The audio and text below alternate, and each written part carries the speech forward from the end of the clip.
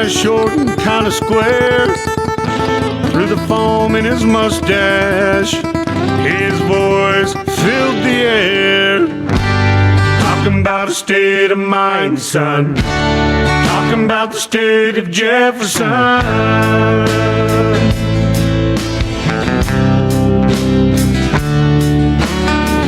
It's a wave on a dusty road. It's a logger's heavy load. It's a cattle on the hill. It's a range full of thrills. It's a way of life settles in your soul. Settles in your soul. Yes, it does. Good morning, everybody. This is Terry Rapoza. My good friend and partner, Win Carpenter, is on assignment. I'm here with Dustin, the trusty soundboard operator, who will remain silent, I guess, during this. We'll see if we can get him hooked up the next time we do.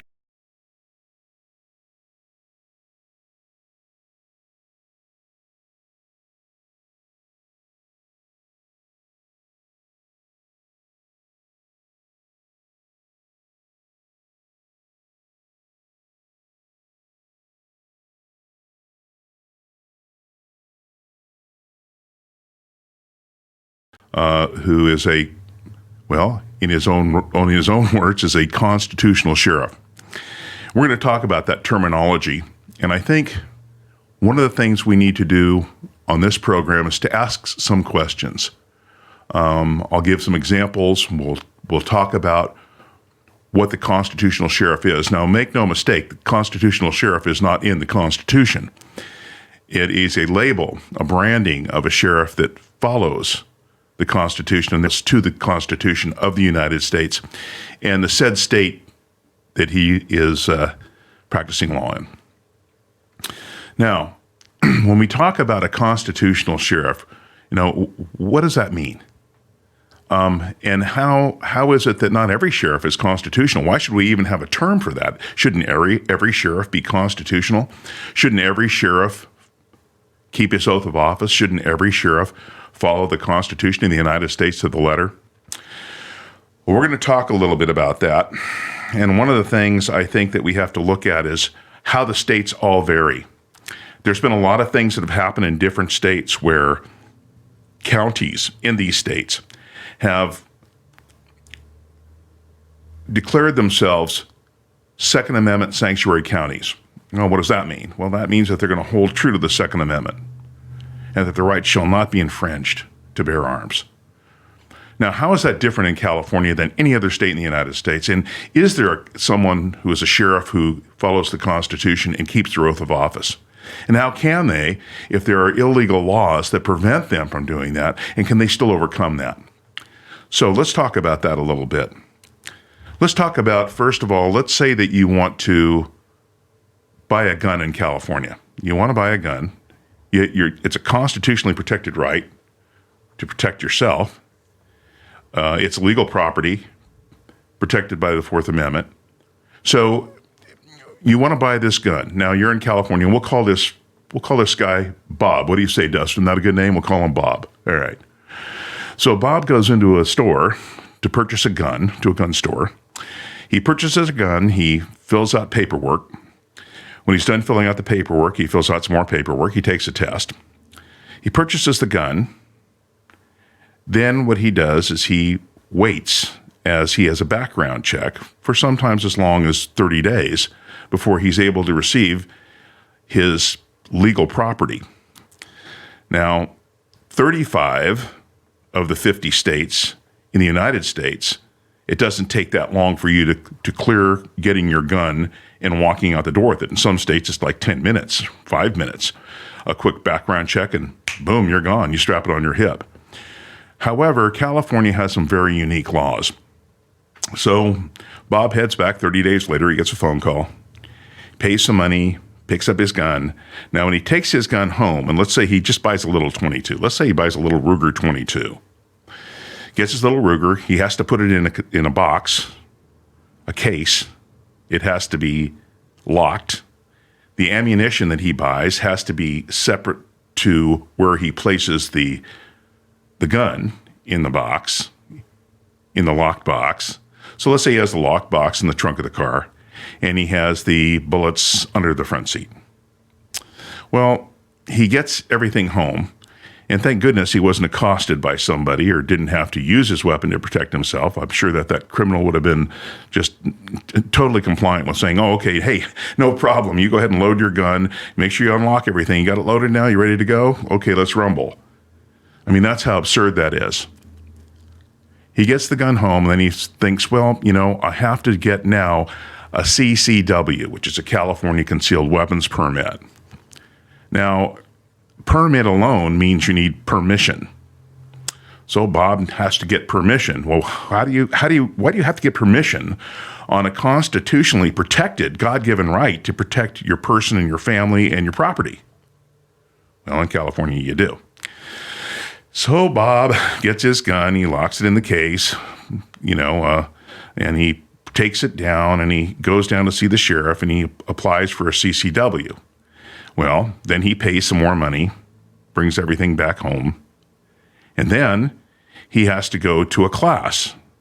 Well, he goes to the class, he pays the instructor, has to buy, it's 200 to 500 rounds of ammunition, depending on where you are, and he has to pass some qualified tests, and then he pays the instructor. So now he's out the money for the CCW, he's out the money for the background check, he's out the money for the box he had to buy to conceal it in. He now is paying the sheriff as he goes back, gets his permit. Now, this is a concealed carry permit. The sheriff can take that away from you anytime they want. The sheriff can take that from you anytime they want. How is that a right? How can a right be taken away and a CCW is not a right? In fact, according to the Supreme Court, the only legal right to bear arms is open carry. Because if concealed carry isn't a right, then open carry must be. So let's go back to Bob. Bob's got his CCW, okay, and Bob is living in a county that's less than 200,000 people. In the state of California, you can apply for a 26150B2, 26150B2. That means if you are in a county where there's less than 200 persons, you can receive a license to carry a loaded weapon exposed, only in that county. Now, that means you can have a pistol exposed in that county, and you can get this permit. But again, we go back to the word what? Permit. How is a permit a right? Because then you actually have your right at the pleasure of the sheriff. Now, you get your permit, or do you? Well, in California, even though a 26150B2 is on the books and in the penal code, no one has ever received an open carry permit. No sheriff has ever given an open carry permit. And the reason they don't give a 26150B2 is because there is no paperwork for that. There is zero paperwork. So, you can't get a 26150. You can apply for one. I tried to apply for one with a former sheriff. And he said, well, no, I'm not going to give you that. And I said, well, why not? He says, because I don't give them out to anybody. And I said, well, why not? And he said, well, because it's going to make my officers nervous. What if they have all these people, they don't know the good guys from the bad guys? And I said, well, isn't that a training issue? And actually, up till 2012 in the state of California, you could carry a weapon open in a holster. You couldn't have the ammo in it, but you could carry the weapon open. So I guess between 2012 and 2020, I guess that there's just, all of a sudden the officers got nervous. The other excuse is, if people are from out of town or whatever, and they see people walking around with guns, they're going to be calling us, and our officers will be out there and we'll be so busy going to fake calls and blah, blah, blah, blah, blah. And I said, well, isn't that a training issue? The next thing the sheriff said is that I believe that concealed carry is tactically superior. I said, really? Why do you say that? And he said, because it's tactically superior, I said, then why do your deputies open carry? And he said, because it's a crime deterrent. I said, so let me get this straight.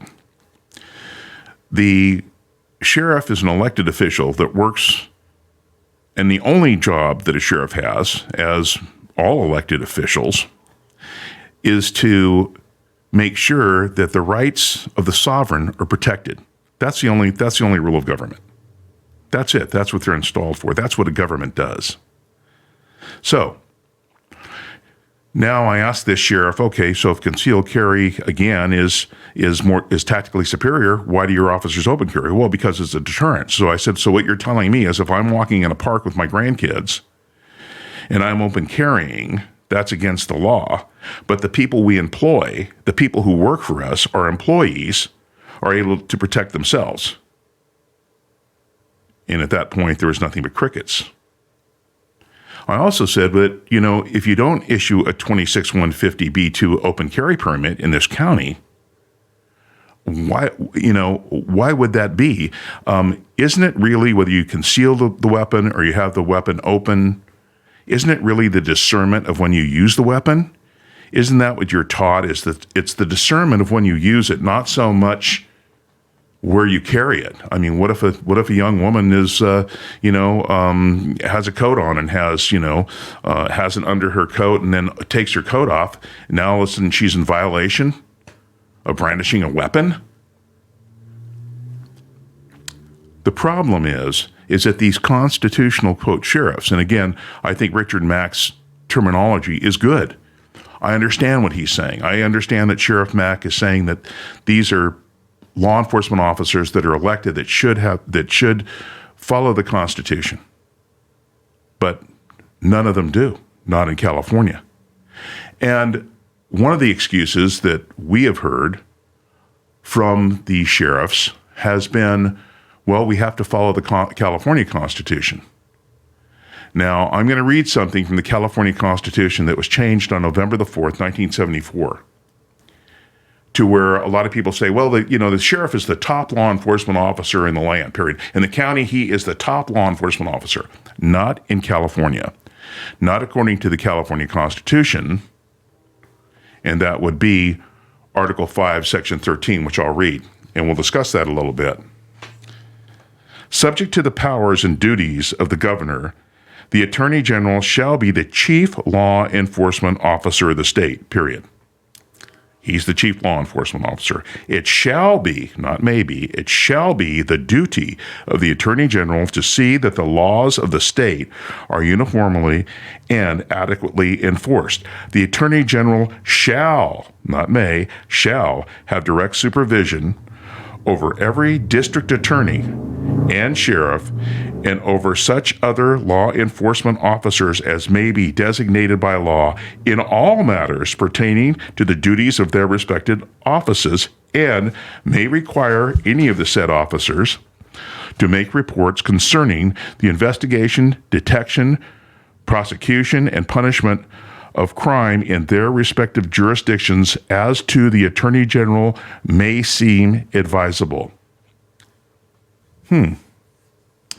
So that means that the Attorney General can virtually take over an investigation. That means that an Attorney General can require a sheriff to prove his point. Well, maybe that's good as a checks and balance. But in the current environment in California with the California gun laws, well, how is that good? Here's the part that's the kicker. Whenever in the opinion of the Attorney General, remember that word opinion, the opinion of the Attorney General, any law of the state that is not being adequately enforced in any county, it shall be the duty. Now, it shall be the duty of the Attorney General to prosecute any violations of law which the Superior Court should have jurisdiction. And in such cases, the Attorney General shall have all the powers of the district attorney. So when you stop and you look at that amendment that was made November the 5th, 1974, when you look at that amendment, it takes the jurisdiction of the sheriff away if in the opinion of the Attorney General, and I would submit to you that the attorney generals we've had in the past in California have been quite liberal.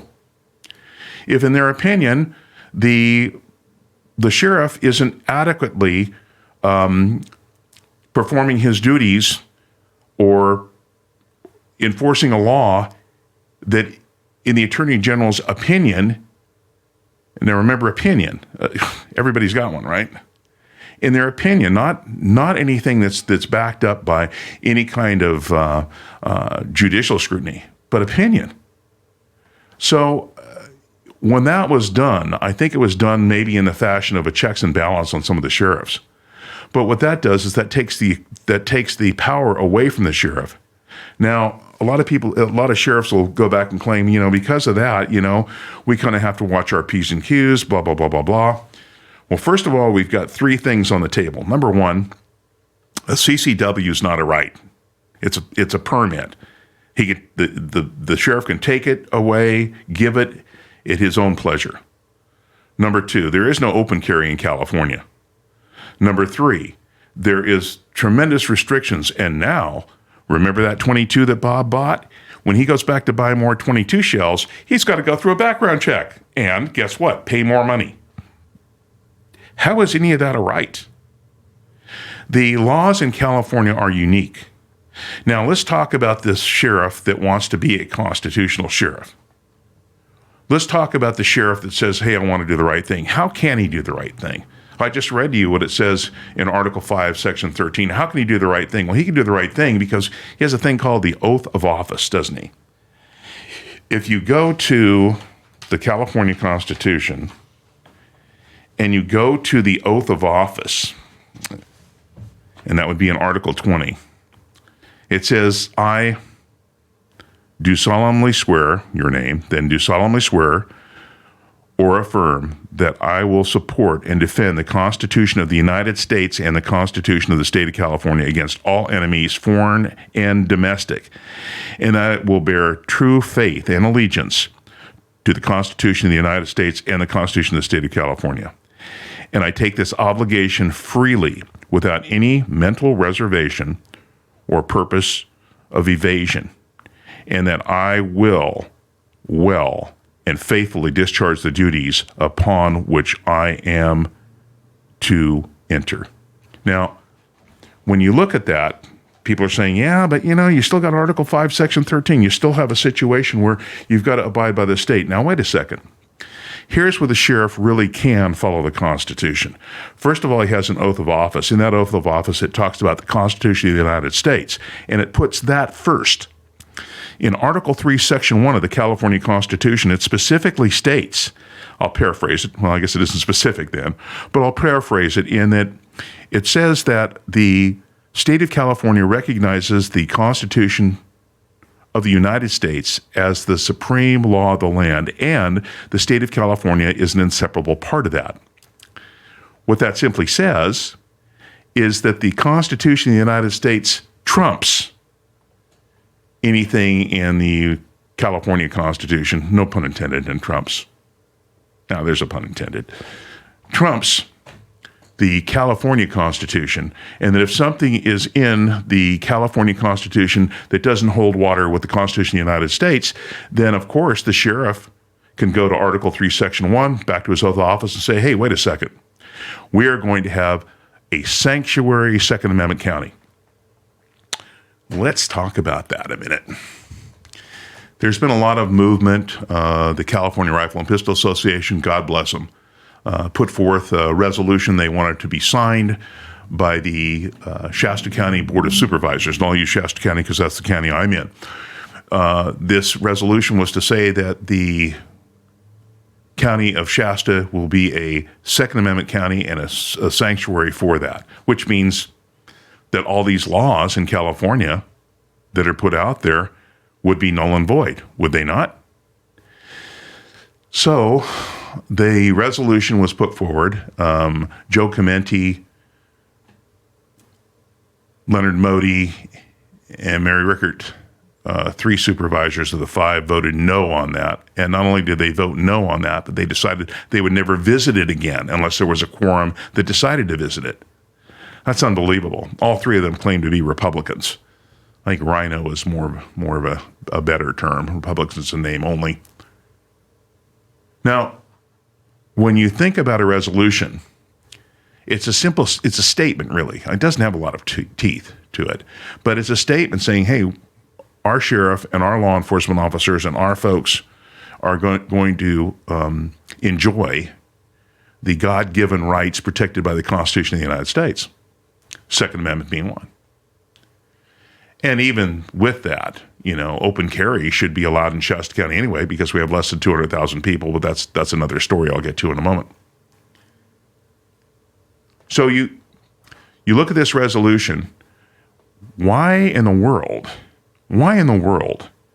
for boards of supervisors that take the same oath I just read that a sheriff would take, and are still subject to Article 3, Section 1, where the Constitution of the United States trumps everything else, why would they not go along with being constitutional themselves?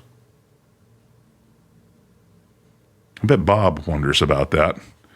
Bob's now down at the store trying to buy a second box of 22s, and he's got to pay a fee for a background check for his 22s. Oh, by the way, if he takes any of those 22s and gives it to his buddy who has a 22, that's a felony.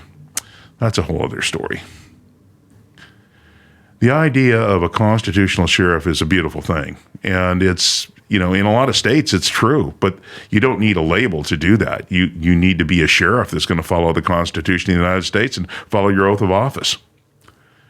I would submit to you that most sheriffs, it would be hard for me to believe that most sheriffs have read the California Constitution. Here it is, this thing right here I've got. It's too long. It's a lot of pages, small print, somebody like me who doesn't read very fast. It's an arduous journey. So let's go back to this constitutional sheriff thing. In California in 2018, a law was passed in the California Government Code. Excuse me, folks. A little smoky outside. California Code number 25304. That's appointing a sheriff. So let's say that a sheriff retires with a few months to go. Oh, let's say a year and a half to go, like our sheriff did. Tom Basinko, he retired early. And then the Board of Supervisors, according to 25304, may appoint the next sheriff rather than having a special election. Now, they would vote on that. Most supervisors' boards are 5. So if 3 of the 5 vote to say, no, we'll pick the sheriff, then that's what will happen. That's called a quorum. So in the case of Shasta County, as in 30 other counties, yes, 30 other counties since 2018 have appointed their sheriff. Now, the sheriff is appointed, and in the case of Shasta County, it was the undersheriff, Sheriff Eric McGreeny, who was appointed, and we'll get into that story in a minute. He was appointed by the Board of Supervisors. Now, there was a gentleman named John Green who had ran against the sheriff who did retire, in which Eric McGreeny was appointed to take over for, had about 48% of the vote. And Tom Basinka, who was that sheriff that I was talking about, got 52%. So it was a pretty close race. So shouldn't the guy who got the most votes, shouldn't he be the guy who should be appointed as sheriff? Well, it didn't work out that way because there were other plans. If you watch episode 5 of the Red, White, and Blueprint, I recommend everybody watch that episode, and you take that episode and you send it to your county sheriff and you send it to your Board of Supervisors. If you watch that, you'll certainly understand that the appointment that was made was set up prior to Sheriff Basinko really retiring. Now, when you connect the dots on this thing, what happens in the state of California is that an incumbent in a race usually wins about 96% of the time in the state of California. So let's go back to the appointment of the sheriff with a sheriff retiring early. Now, that sheriff who has taken that appointment now, he doesn't rock the boat. He's known in the community. He's been in law enforcement in the community. he has a year or so to become an incumbent. He has a year or so, as long as he doesn't make anybody really mad, or he plays ball with the right people, or he keeps, he has a good enough campaign to run again, which most of them would get the support, since they've been there, of just about every type of organization in the county. Then he becomes an incumbent. He gets reelected. What happens to the process of representation? What happens to being able to vote for our elected officials? So let's go back to Shasta County. Eric McGreeny now becomes the new sheriff. Eric now is in office for, not very long. And he gets a vote of no confidence from the Sheriff Administrative Association. That's the folks he works with, the captains, etc., that he works with, and the Deputy Sheriff's Association. Both organizations have a vote of no confidence, wanting him out.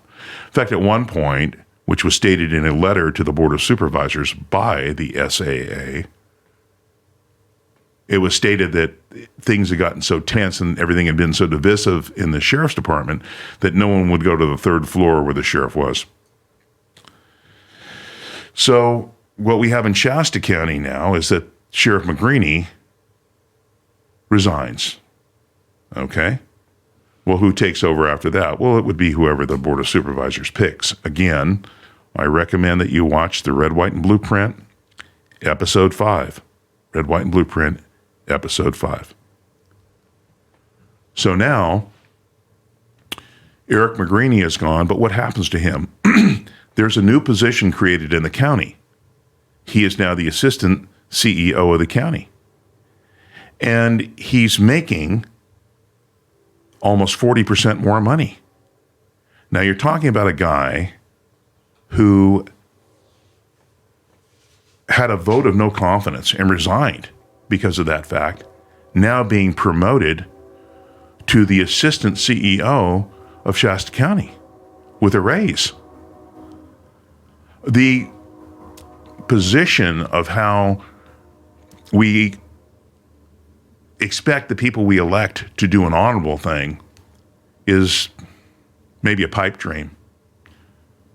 So we're still looking for that constitutional sheriff. And again, don't get me wrong. I understand why Richard Mack, and I respect him a ton, and he's right.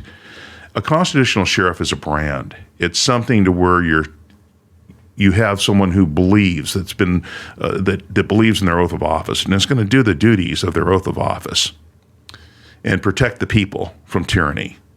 Unfortunately, we don't have that in California. Now, as we look through all this, we start to understand that, sheriffs that are appointed at the pleasure of a board of supervisors. Therefore, who are they beholden to? Oh, and by the way, who has the purse strings on the money that they received to operate their offices? It's very difficult to say, well, gee, our sheriff here in this county or that county or this county or that county in California, he's a real constitutional sheriff, because this is what I've heard. He's a constitutional sheriff. He gives out a lot of CCWs. Oh, really? He permits you your God-given right. He permits you a constitutionally protected right. How in the world does that make him constitutional? He can also take it away. Some of the counties you can't get CCWs. Now, another thing that really comes to the forefront on the position of an elected sheriff is that he needs to be beholden to the people. Again, the only duty of government, the only reason for government, is to protect the sovereign, protect the rights of the sovereign. I'll say that again, protect the rights of the sovereign. Well, isn't the Constitution of the United States, doesn't that bind the government? It isn't. When Jefferson wrote the Declaration of Independence, he had two words that were beautiful. One was a word called self-evident. Life, liberty, and the pursuit of happiness, property, is self-evident. God's self-evident. That means it needs no proof. And he also said another word that was magic. The magic word was among these rights. Life, liberty, and property. Now, there are many rights that God gives us. And that right to protect our property, to protect our families, protect ourselves, which our bodies are our property. Those things are God-given. Again, the Constitution doesn't give us our rights. It protects our rights. It's the line in the sand the government should never cross. But we let them. We let them do it. We let them do it every day. And a lot of the sheriffs, I mean, there are things that sheriffs are doing, even sheriff deputies outside of courthouses. You know, you have to wear a mask if you go in here. Well, no, I don't. Well, yes, you do. Well, no, I don't. Well, yes, you do. Now, there was one case in Southern California, I believe it was Riverside County, where a man was arrested for trespassing. Well, okay, it's a citation, and it has to prove that you're trespassing. How can you trespass on, you know, if you walk into a store? In this case, he walked into a grocery store. He walked in, he wouldn't wear a mask, so they had him cited. Now, cited because you're not arrested, but you're cited for trespassing. Well, he decided he was going to go. You know, he had to go in front of the court and everything else. And when you see things like that, where deputies and sheriffs are abiding by that, or even abiding by even giving this guy a citation, those kinds of things, and they say, well, that's the law. Well, you know, not all law is good law, and not all law is lawful. There's many laws that are not lawful. What's lawful? Well, the Constitution of the United States, the Constitution of California, where it doesn't violate Article 3, Section 1, that states that the United States Constitution is the supreme law of the land. So there's some questions, and that's what this program is about. It's really about asking the questions. One of the questions might be, well, do you think that there aren't any constitutional sheriffs? Well, I didn't say that. What I said is that in the state of California, there aren't any constitutional sheriffs. State of California, there aren't any constitutional sheriffs. If you want to use that branding, show me one. I mean, you know, we will have telephone calls. We will have a telephone line. We will have all that sort of stuff going, a chat room and all that, as this project that we're doing here progresses. And I want people to write in because, you know, and also we do a radio program on KCNR 1460, KCNR1460.com. We do a radio program every Sunday with the same name, Jefferson State of Mine, M-I-N-E, which means it's mine, yours, ours. When we do that program, we have a phone number you can call into. We announce that you can call in or get on a chat room and ask questions, and we will have that here. The thing we have to be looking at right now is that how can you state you have a constitutional sheriff when all the laws that he is supporting are unconstitutional? I mean, come on. And not only that, but they won't do it anyway. They won't ask him for a 2650B2. Ask him now 26150B2, excuse me. I know that in Glenn County, I had a good friend ask the sheriff in Glenn County, hey, you know, I'd like to apply for an open carry permit. Well, you know, we don't give those out. Well, we don't give them out because, you know, people would see that and gee whiz, they'd call the sheriff's department. We have deputies and policemen all over the place going after. Well, it's like anything else. If you get a new traffic light or a new stop sign in a city, you let people know ahead of time. You could certainly let people know and give it a month's grace period. Let people know in the community. Let people know through every kind of media. Let them know with billboards. Are you serious? How do 35 other states do it? Their officers aren't afraid. Or you can't tell the difference between a good guy and a bad guy? Well, sometimes you can't. And there's people shooting? Well, yeah. There's people shooting now. Look at Chicago. I mean, they have what, 50 shootings a weekend? Maybe more? And they have some of the strictest laws in the United States, but nothing like California. Because California has just enough to tease you. Just enough to tease you and say, well, we're pretty good about those CCWs. Really? Unless you're in Santa Clara County, San Mateo County, San Francisco County. Only the privileged get guns there. It's insane to think that we can leave billions of dollars worth of weaponry with the Taliban in Afghanistan, and your government, your state government, won't even trust you to buy a box of 22s. Stop and think about that. Stop and think about what's going on here, folks. We need to take back our counties one by one. We need to take them back. We need to find someone who will be a sheriff who will follow the Constitution. Follow the Constitution. Well, the sheriff has a right to. The sheriffs don't have rights. Citizens, they have rights, but they haven't got rights in their jobs. We had one particular supervisor saying, well, we need to follow this social contract. At what point? I can't find it in the California Constitution. I can't find it anywhere where it says that you take an oath to a social contract. Who takes an oath to a social contract?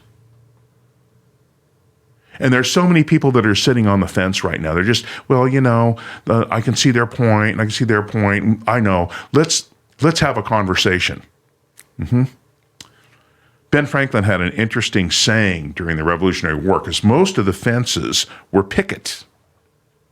And he said most fence sitters end up being impaled. See, right now it's time to pick a side. We have one local radio guy that always says, hey, it's the good guys against the bad guys. Well, but we want to hear both sides of it. And okay, I respect that. But you know what? Hitler may have thought he was a good guy. I'll bet you that bin Laden thought he was a good guy. There's also right and wrong. Hitler probably thought he was a good guy, but ask the 10 million Jews if they think he was a good guy. I mean, all this silliness that we go through, all this ridiculous rhetoric we go to, we have to have solutions. The solution is follow the Constitution. If you are an elected official in a county, you can go by Article 20, Article 3, Section 1 of the California Constitution, and you follow that. That's your job. It isn't about a social contract. It isn't about a mandate. Now, I know one of the government people who are running for governor, if Newsom gets recalled, God willing, that he does get recalled, is Larry Elder. And Larry said, the first thing I'm going to do is I'm going to get rid of all the mandates. I don't know if Kylie said that or not. I'm not sure. I mean, there's John Cox. There's several people running. Caitlyn Jenner. I think there's even a stripper. But when you look at all this stuff, and we've got to understand that we need to go after liberty with solutions. And as we come up here each week, we are going to be talking about solutions. The solution is your sheriff must, shall follow the Constitution of the United States of America and the California Constitution. And any time that sheriff believes that the California Constitution trumps the United States Constitution, then he hasn't read it. He hasn't read the state constitution.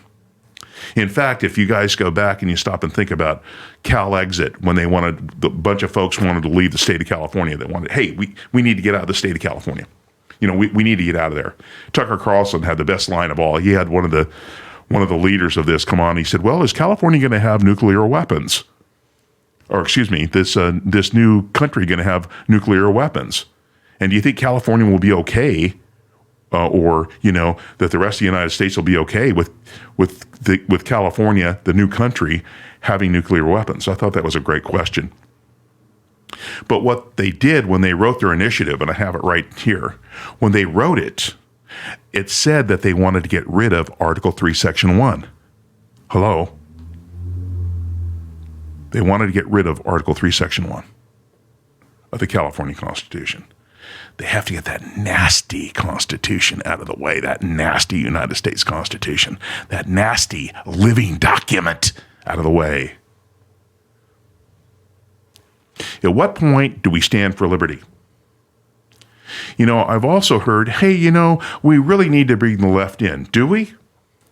Do you really think that a hardline lefty is going to agree with the liberty that you have in your conservative mind? You really think, is that going to change them? How are you going to change them? What I love is that, you talk about different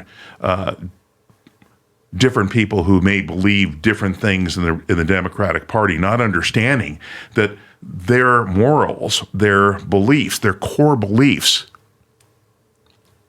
are actually diametrically opposed to everything the Democrats believe. How do you do that? I'm not saying you got to be perfect. Hell, nobody's perfect. There's only one perfect person, and that was Christ. And he's God. You can't, you have to understand. Let's use an example when Jesus talked about and sent the apostles out to witness to the different towns. He said, if they don't listen to you, dust off your sandals and go to the next town. That's all. There's a saying. Let's coin a saying right now. Some will, some won't, so what? Some will, some won't, so what? In other words, some people will understand and see liberty. Some people won't. But it's the people who do that have to have action. And we can't have education without action. And a lot of people out there just don't pay any attention. It's just, hey, we're getting free stuff. We're getting this, we're getting that. Here's a fact for you, folks. Pigs don't know, pigs stink. That's right, pigs don't know, pigs stink. And you can't convince a pig that he stinks or not, because a pig doesn't know. You can put perfume on a pig, it's still a pig.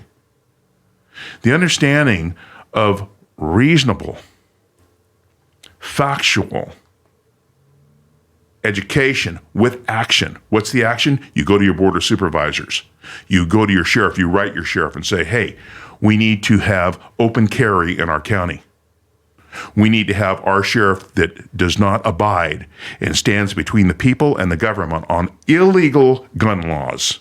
Illegal gun laws. Those are the things we need to understand. So, I've got about a minute here. I miss you, my friend. Win. He'd be sitting right over there. He's off today, and we'll be off next week. Be back in 2 weeks. But I really hope and pray that you take this message, and it's very important, Dustin, that we share this message today. Not so much about because of what it's about what the message is, the understanding of how we start the dialogue. Again, I want to end this thing very quickly in saying that Sheriff Mack is a great man, and what he's saying is right. But California is a different animal. We have to change it. We'll talk about next week, how do we fix California? Can we fix California? Or is California too big to be fixed? One size doesn't fit all. So with that, thank you, Dustin, for all your help. Give me the thumbs up. And, folks, we have to understand something. The price of liberty is eternal vigilance. It always has been. It always will be. That's why we believe that time has come for 51. It's time for us to get it done. Thank you all. God bless you. God bless America.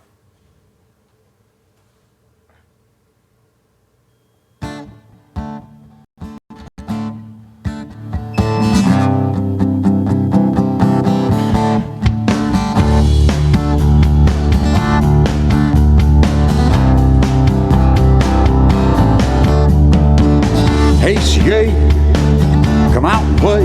Have you seen the bill we all have to pay? It's not our bill, we had no say. You don't serve us, you serve LA. The time has come for 51 in a Jefferson state of mind.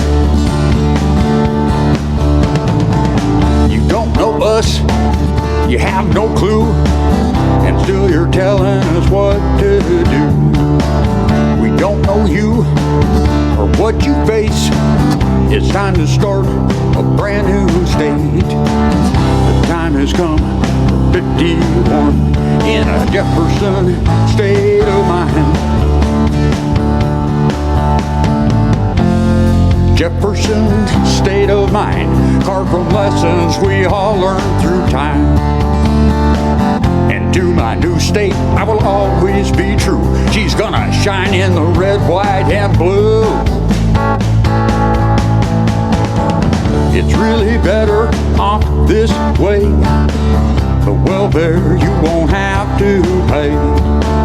You keep your royal pedigree. All we're asking is set us free. The time has come for 51 in a Jefferson state of mind.